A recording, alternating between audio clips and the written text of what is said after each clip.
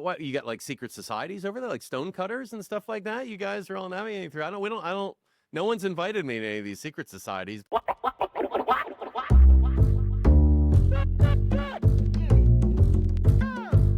Welcome back to Keeping Commerce Weird, the podcast where we talk about the things that actually make commerce work, even when no one's paying attention to them. I'm your host, Travis Hess, the CEO of Commerce. Today, I'm joined by Jim Herbert, the CEO of Patchworks. Jim leads one of the most API and AI native integration platforms in commerce, powering brands you definitely recognize, and making sure their systems don't fall apart at the worst possible moment. At its core, this conversation is about leadership, what it takes to scale a SaaS company, and how you make decisions, especially when reliability matters more than hype.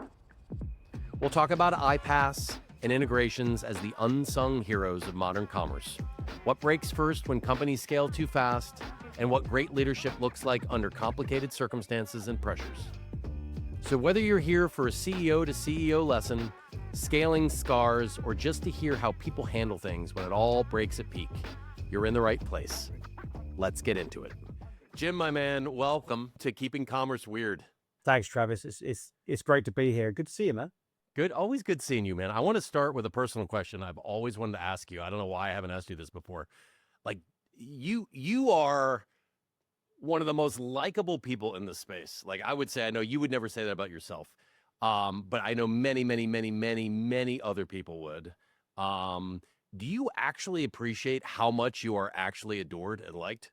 That's a tough question because It is. That's why I want to start with that. Yeah. You know, it's been a revelation to me. I've been in e-commerce for 26 years this year, and it's only in the last month or so. And I think when we saw each other at NRF actually, and you mentioned You know, middle side there, it's like, oh yeah, I do. You know, but I said to somebody at the Mac Alliance Mac One, we took a big commerce customer along actually, and I said anybody in this room with grey hair is probably an okay person because the industry finds out, right?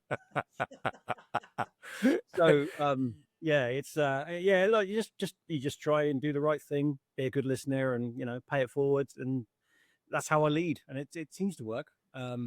We'll see. In my career, it is maybe a bit of a rarity, and it's transcended over decades of time. To your point, you've been in the space actually longer than I have. Like, if I asked you 20 years ago when you founded a services business, did you ever think you'd pivot into software? Was that a planned event? Was it something that was accidental? Was it something that 20 years ago wouldn't have been as attractive as maybe now? yeah, 20 years ago, it wouldn't have worked for me at all, right? So from 20 years ago, I was coming off the back of a salesy dev, if that makes sense, right? I'm a computer science degree guy, programming since I was 8 years old. I'm a proper nerd, ultimately.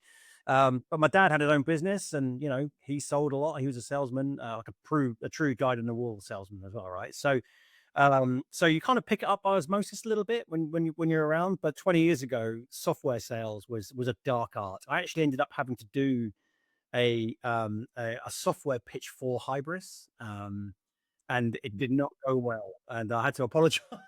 For my, I mean, I talk about the services bit, great, right? But you know, in terms of licensing, it's all for pre-SaaS as well, right? So it was all it's all on-prem and cores. It was all sorts of weird stuff. Yeah, it was hard. Yeah, so the marketing messaging and everything else. So yeah, I mean, to come back to the beginning of your question, how different is it? It's really different, and it was actually my time working for BigCommerce where I really learned a lot, you know, about the different sales methodology, the kind of the sausage machine you have to create in the sales and go-to-marketing.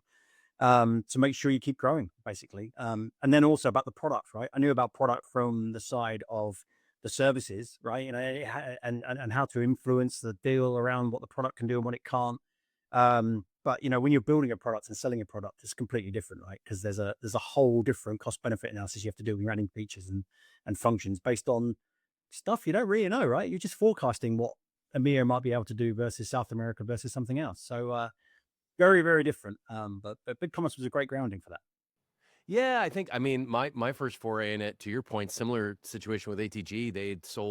We're in the middle of a big deal. The client will remain nameless. We did win the deal, but they'd been bought by Oracle halfway through the deal cycle. And these were really, I mean, for younger people today, and they see how quickly some of this stuff sells. I mean, back in the day, it was not uncommon to see a 2-year, 2.5-year sales cycle on some of these big commerce implementations, not only in implementation, but just the sales cycle itself. So I mean, multiple trips, usually on site, deep scoping cross-functionally and things like that. So in the midst of this thing, it looks great. Then ATG sells to Oracle.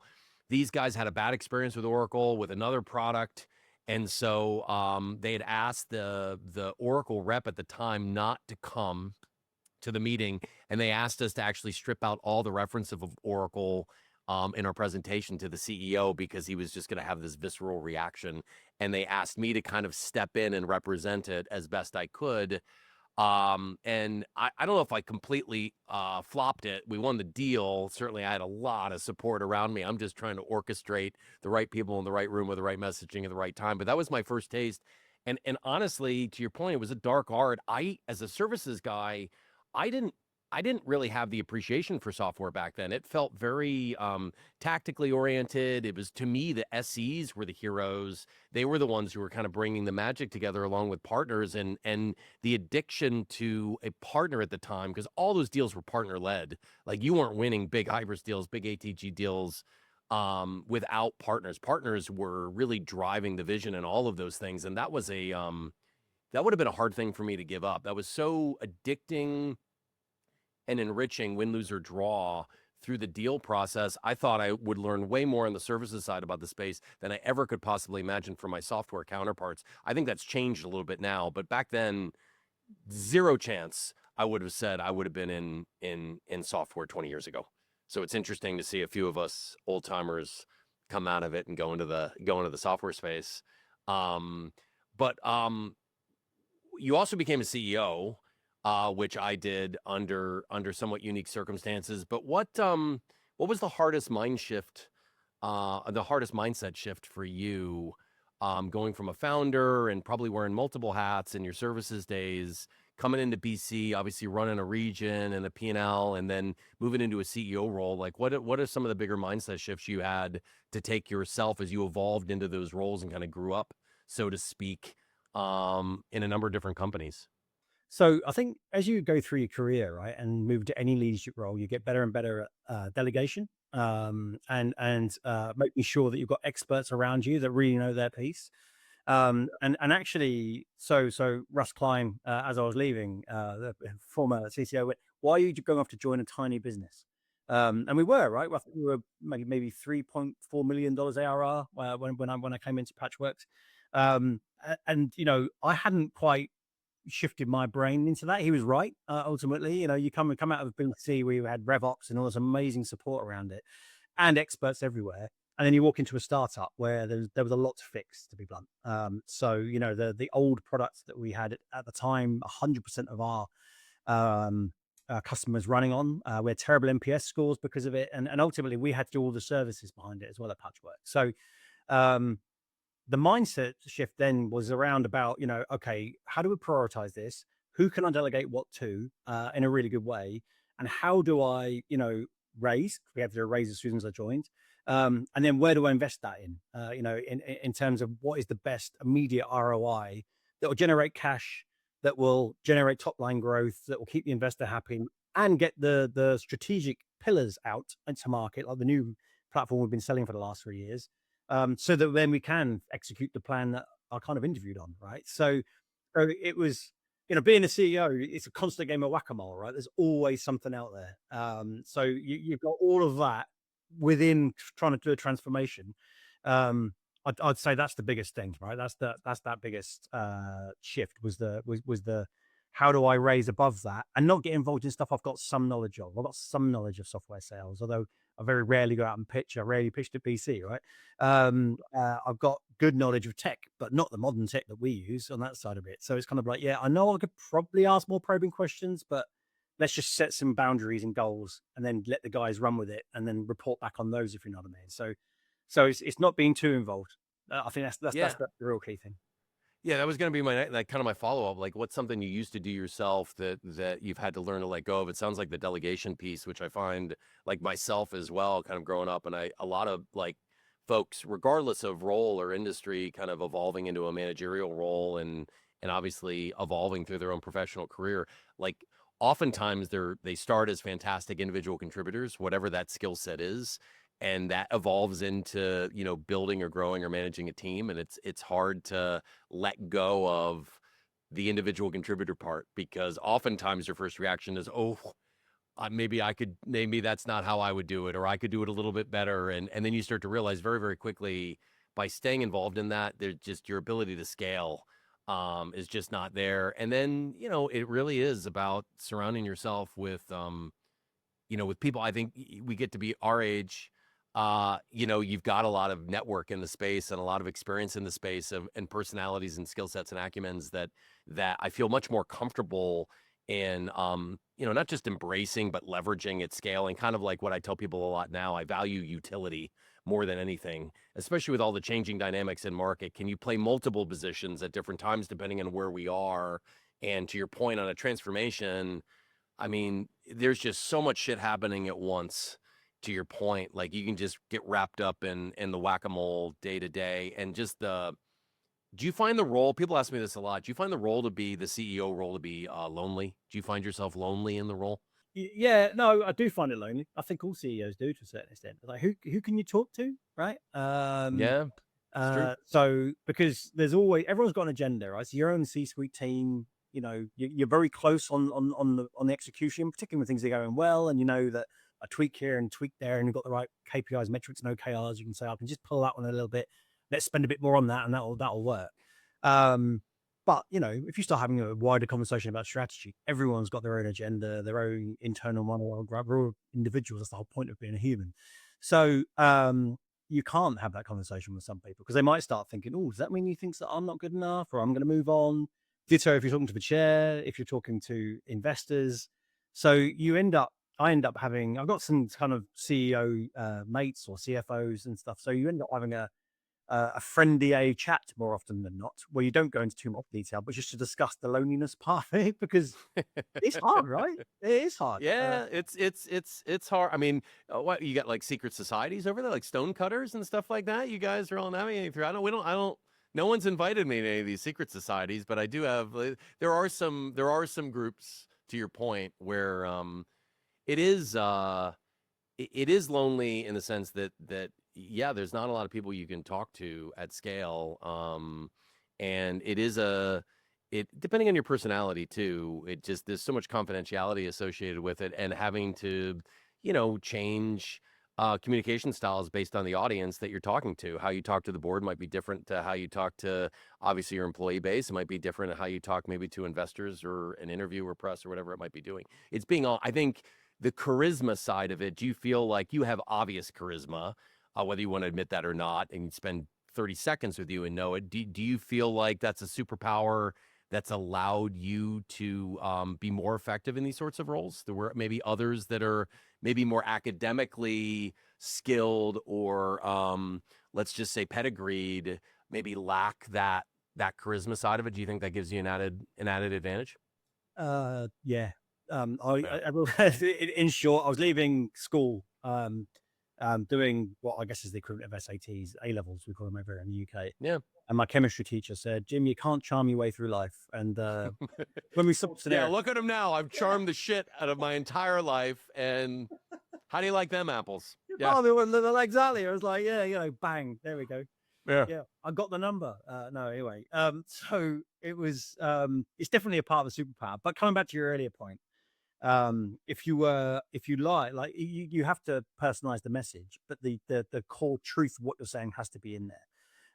So you might get a slightly different message internally about something versus externally to somebody else, but as long as the core truth is in there, and you're not misleading people, that's what keeps you in that leadership role as well, right? Because charisma only takes you so far.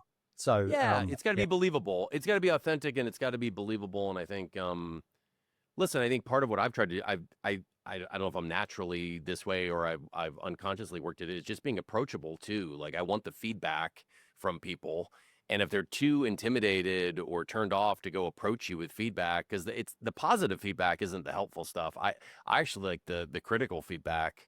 I try to encourage people a lot. It's interesting, depending on how well someone knows you or doesn't know you. It's like, will they really come up and tell you something? But I've been surprised actually, especially with the younger generations. They will tell you stuff that 20 years ago you would have never told your boss. Which at first you're sort of like, oh, that's maybe not something I would have done, but as a leader, as a CEO, I actually deeply appreciate it, because that's what they're thinking. So as long as it's done respectfully, and it's oriented to what's in the best interest of the business, I think it's amazing. And some of the best inputs I've had have been critical inputs. I've not learned. I don't know about you. I've learned way more from adversity and failing than I have from success. And I don't mean like I fail or lose all the time. We're judged in these things every day. We're doing things, and I think it's big cognizant of the fact that if something isn't working, realizing it very quickly and adjusting accordingly is especially now with the tech and the feedback loops. It just everything seems to happen at a much faster Oh, pace, yeah. uh, like Because we're getting versus older. 20 years ago. Yeah, yeah. Is that just because of our age? But no, it definitely is getting quicker, right? I know I feel like I'm turning into that old guy that's like, gosh, that party next door is really loud, or this restaurant I can't hear. I swore I'd never turn into that guy, and every now and again I do subconsciously turn into him. But like, so along those lines, like scaling a SaaS org like you talked about a few minutes ago, like coming in, it's more of a startup, it's a transformation, and how does your leadership approach and style change, if at all, going from like SMB customers and a smaller sort of ethos and growing into supporting brands like the Gymsharks and the LVMHs of the world, like that the stakes certainly change. What changes about you and your approach and the style? Yeah, so I think that's a kind of a two-part answer, because there's part of dealing with those size customers is actually down to having the repeatable systems in place, so that you know how to do an NDA and a contract and all that kind of good stuff. That you know that the product will support any customer of any size, right? It's one of the things I took from the old big commerce messaging around how you can do that. But fundamentally, we're an integration platform, API first. AI features built on top of those APIs, because AIs are the foundation of AI. APIs are the foundation of AI. So, it should scale to any customer, right? It's just, where's our maximum bang for buck, right? But we're now sitting there just to shy off of 8 million ARR. So it's been a good 3 years. And most of that's happened in the last 18 months, actually. So it's starting to accelerate, which is the really exciting part from my point. And so, yeah, you have to change your leadership style, because you've gone from that kind of transformation CEO where, you know, as part of being a techie in the old days, I was working for consultancies. I worked for KPMG. I worked for Cambridge Technology Partners out of Boston, that oddly Sapient sort of came out of. So, it's Don Donovan, the company. So it's you have that consultancy background. So I almost spent 18 months as a consultant, it felt like sometimes, and then 18 months as a CEO. And then again, you go and talk to investors. We talk internally, like, how can we grow quicker? Like, what's the next thing we can do? So you're constantly having to look at what you do to change your style. And I think you become more strategic. Ultimately, that's the key thing. The more you've delegated into the teams and they're performing well, as a CEO, it allows you to kind of put your head above the parapet and say, right, so from the product perspective, about half of what we put in comes from customer and partner feedback. But what do we strategically need to do to stay ahead of the competition, to address what's coming down the line with AI, etc., from MCP servers, etc., all that kind of good stuff. What else is a thing that we need to do as a business? And so that's the step up we're in right now. Yeah, ask me in another 18 months if we're still there. You'll know, because I'll be at Patchworks or I won't, I think. Well, I mean, I hope you're there, or I hope if you're not, there's some sort of amazing exit event and you're off doing something even cooler. But yeah, it's a fascinating. I mean, so like scaling, to your point, like a lot of these things, especially with transformation, a lot of the foundational elements aren't as sexy. They're not as obvious. And I think it's ironic that you guys play in a space that I think agentic has actually brought more forward facing. Because I think back in the day, we think back to our high-risk ATG days, it was all about the back office. It was all about the back end. Like, yes, of course, the front end was important. You're putting giant brands online for the first time, or redesigning a website that for a large global retailer, brand manufacturer. Of course, there are brand folks and CI folks that want to make sure that lands perfectly and is clean. But it didn't give anyone heartburn. People were confident that it was going to land with the look from the comps, or in modern day times, the Figma files. What made people really nervous, and where you spent the vast majority of these projects, as you know, was in the back office and the back end and integrations and disparate data all over the place, which kind of, with a lot of the newer platforms, ourselves included, over the years, right, as SaaS came into modern form, so much of the energy and the effort went into front end. Everything was front end, front end, front end, front end. No one talked about the back end. No one talked about order management and orchestration and things like that. So, do you find it as fascinating as I do? Just generically in space, that now all of a sudden, a lot of these answer engines and other folks are realizing, holy shit, this is really hard and complicated to coordinate all of these things in the back office that no one really thinks about.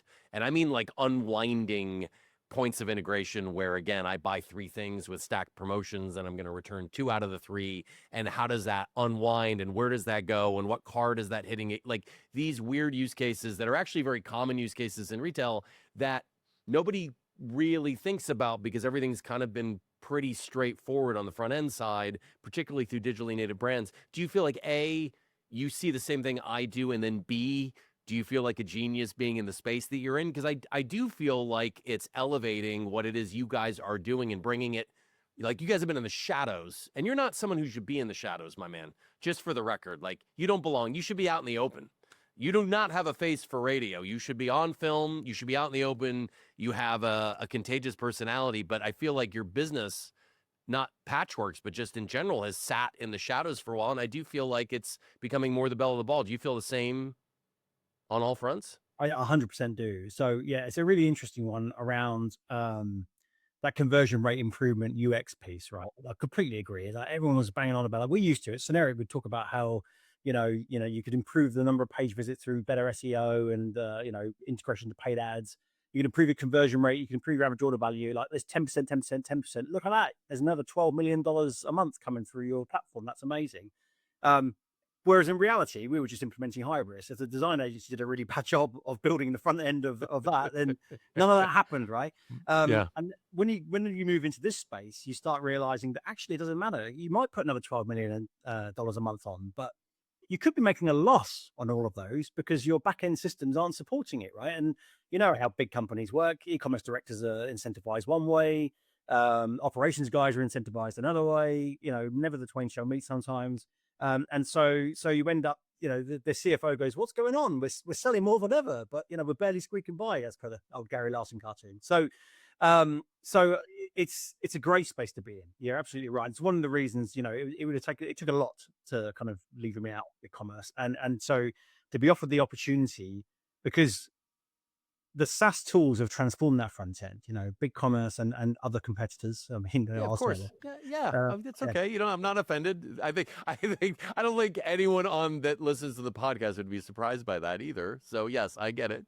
Yeah, but that SaaS part. I mean, when I came to my first exposure to BigCommerce, actually, was when I was advising an agency that's still or SI, that's still an SI of BigCommerce now, IATA Commerce, and I walked out, and it was basically, say, a third of my old generic team. We're all used to doing Hybris and still doing Hybris, and I was like, that stuff's brilliant, and there's no way we could have charged what we charged that big Italian fashion brand, if you know what I mean, to build it on that platform, because it does so much, right? The checkouts are already there, it all works, the payments integrated, all that stuff you have to do by hand.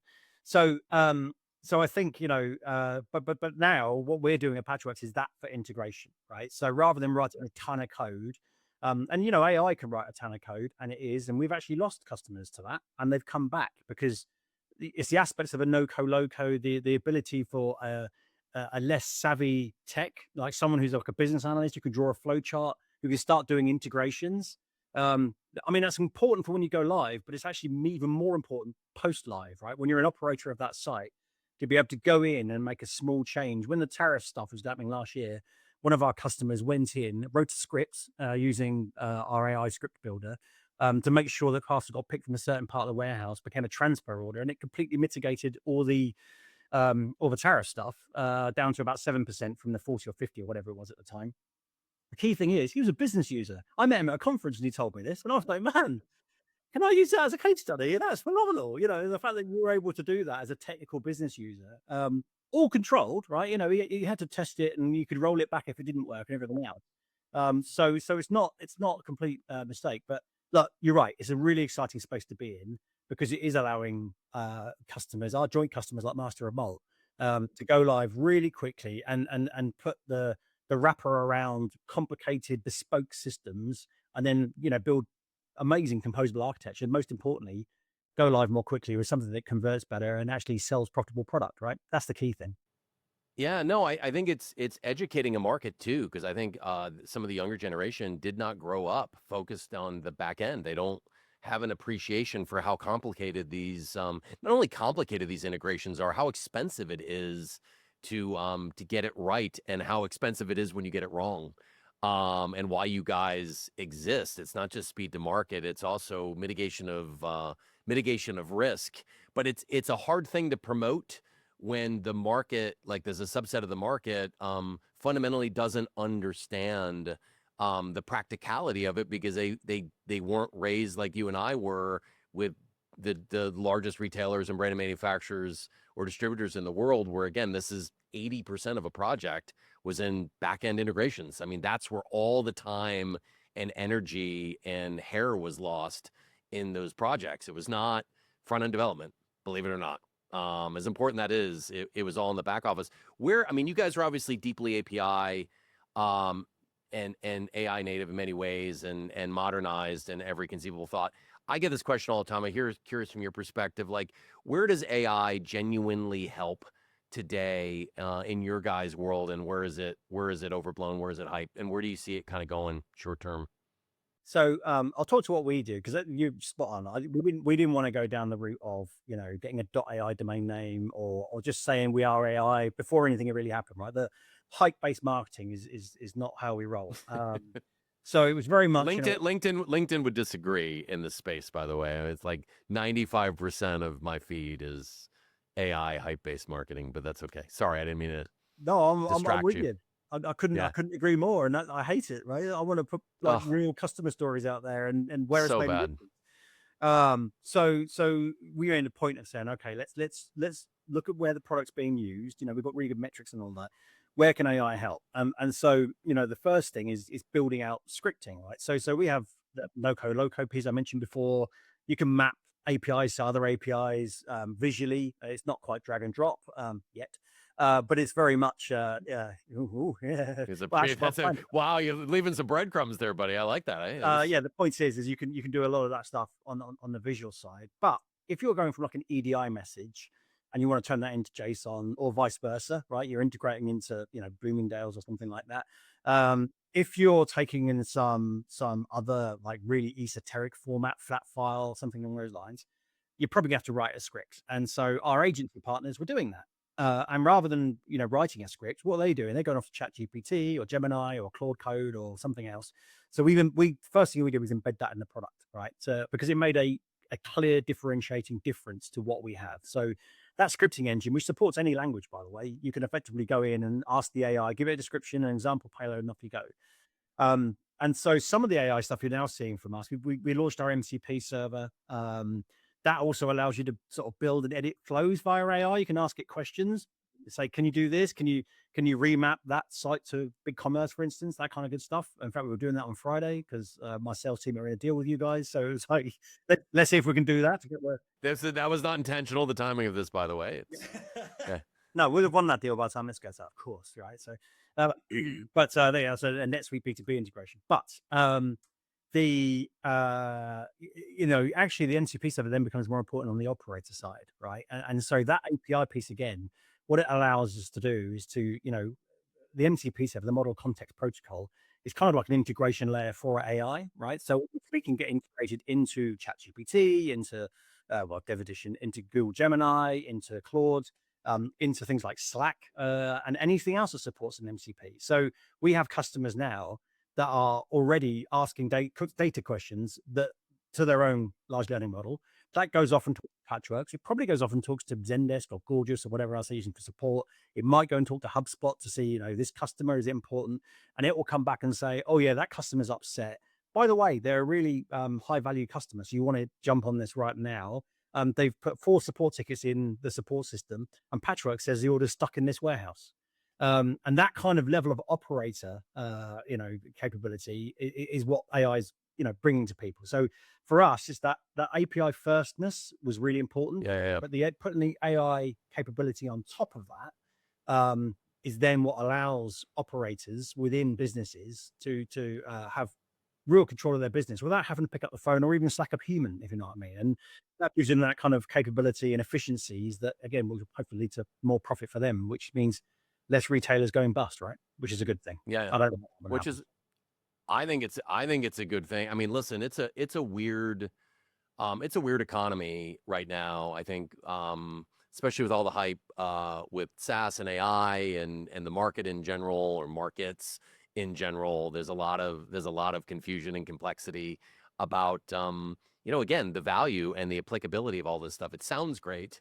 Where are the proof points? How deep is it going to go? Is it really disintermediating SaaS? Is it disintermediating big pieces of software, or is it making it more productive in certain ways? I think for us, for me personally, it's this balancing act of, yes, it's absolutely needed. It makes humans substantially more productive. So how do you put it in the hands of humans? How do you put it in the hands of organizations to drive more productivity, efficiency, and more importantly, speed? Like, that's the thing that I think, is often misunderstood. How quickly you can do things now through the use of AI. It doesn't solve all your problems, but it does let you run faster, in many capacities. But at the same time, I think it's an advantage for oftentimes younger people that have embraced it maybe more so than older folks, right? Folks that are native to AI and leveraging it don't necessarily need to have the experience that older people do. If they're willing to leverage the tools, can kind of make up for experience with embracement of the technology and embracement of disruption and all the good things that kind of come along with it. But at the same time, you've got to balance the hype, which is, it's kind of a yin and yang thing.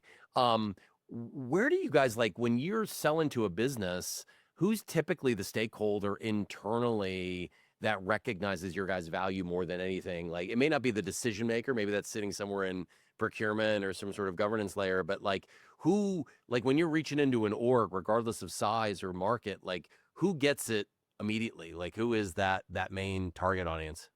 So it's probably the techies, to be honest. Yeah.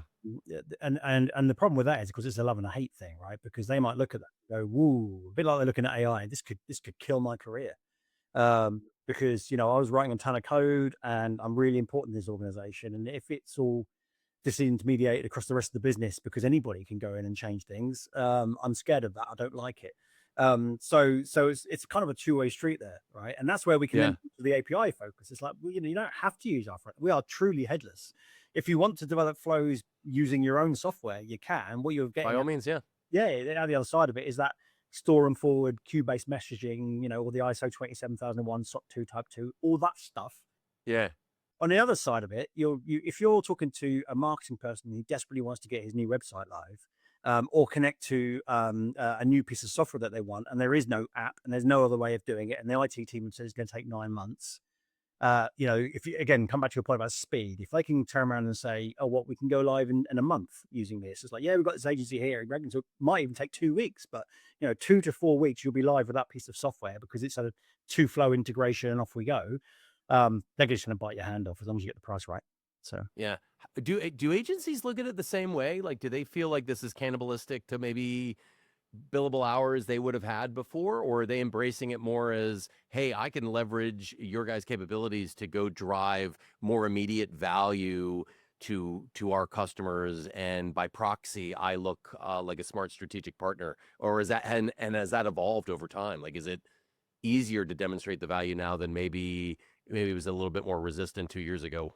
yeah, it's the answer to that both is yes, Yeah. because some do and some don't, right? So Yeah, yeah, yeah. I think there are agencies that are really forward facing. I'll mention three because at the top of my head, but like Shiro, Swanky, Fuse Fabric, people like that. Shiro Commerce, Genti, and the guys Yeah. there. They work Yeah, with yeah, me. of course. So in fact, we've got one going live, I think, in a few weeks. There's been quite a long integration, but it's a big B2B brand. So I'm looking forward to that with Shiro. So they get it. They have really strong pipeline, right? So actually, we're answering a need for them, which is to be able to win more projects and deliver more projects, right? So we both run several businesses, and when we'd go in against the big offshore outsourcers, and they go, "We got 5,000 people on on the bench." It's like, have you? I don't think you have, because No. you're not lasting very long if you have, if you know what I mean. If you can do more with a team you've already got, you can win more, you can sell more. That's a good thing. And if you do fixed price, you're making up your own numbers, right? So if you can do things more profitably, and the agencies still get it slightly cheaper because it looks good. Again, everyone's happy, right? It's a win-win situation. There are agencies out there or systems integrators that do bill by the hour. And yeah, we are struggling a little bit more to get those guys on side. But they start losing, don't they? If you know what I mean, to us or our competitors, because iPass in general as a category does the same thing. And so in the last 2 years, to come back to your point, yeah, absolutely. More and more people are coming, yeah, I think we need to look at this. And we're doing great because we've got tons of leads to give you. So, create a practice and start doing that, if you know what I mean. So it's always a balance though. It's one our partnership team not struggles with actually, but knows how to address. So it takes, it's an interesting one. It's like, oh, you're one of those guys. Okay, let's talk that language, if you know what I mean. Yeah. I've got one last question that is both personal and professional. Obviously, you were over here you predated me here at Big Commerce when you're running the EMEA market. And obviously prior to you already mentioned that Mark Adams was in that chair, brought you in. Mark left for a CEO gig externally. You came in. Then you leave several years later for an external CEO gig. Mark comes back. Then Mark leaves again for an external CEO gig. And now Andrew Norman's in chair, and I'm going to give him some grief to don't get any ideas. What?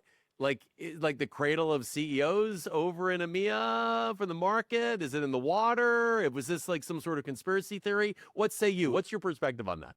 Well, so that scene in Terminator where they're like knocking out those Terminators at the start? It's a bit like that around here, but for GMs and CEOs. No, it's an odd. There are odd reasons. Mark said, "Oh, I'd like you to have a chat," and I thought, "Oh, great! I've got a lead in for Ayato where I was." He went, No. It's a personal opportunity. I'm leaving. Do you want to interview for the job gig? I think we're basically the same person. I ran Portal Tech, you ran Generic Sales, so it makes sense. Like, oh yeah, all right. Actually, my wife was like, "Yeah, do that." I'm like, "Yeah, okay." You've seen the commission plan, haven't you? No, listen, man. I meant what I said when we started. You really are one of the most likable, genuine people in the space, independent of where you work or who you work for. I think you have a disposition and an aura to you that just draws people to you for the right reasons. And I'm glad your wife appreciates that. Your kids, I hope, will eventually appreciate that as they get older and older and older. But I appreciate that. I appreciate you coming on. I always enjoy picking your brain, spending time with you. I'm looking forward to seeing you in person. Hopefully at Shop Talk, if you're coming over the States in Vegas, I'll see you there. If not, I'll see you over in London, maybe in April. But thank you, my friend. I'm happy for you. Really proud of what you're doing there. I know a lot of people are proud of what you're doing over there. You're getting a lot of attention, and obviously I'm rooting for you and partnering with you and everything else. So thank you for all of that. I really appreciate you being you and everything it is that you do. Thanks, Travis, and thanks for having me on, man, and for the great partnership that we have too. Of course, yeah, we do. There's a lot of good merchants that are doing a lot better business because of what we've been doing together, and yeah, long may that continue, and here's to many more. I want to thank Jim for sharing real-world leadership lessons and integration wisdom. And listeners, rethink what boring reliability really means in modern commerce. Follow Jim and Patchworks for insights on integrations, SaaS leadership, and scaling with intention. As always, thanks for listening, and remember, if the systems behind the scenes aren't solid, nothing on stage works. Keep commerce weird.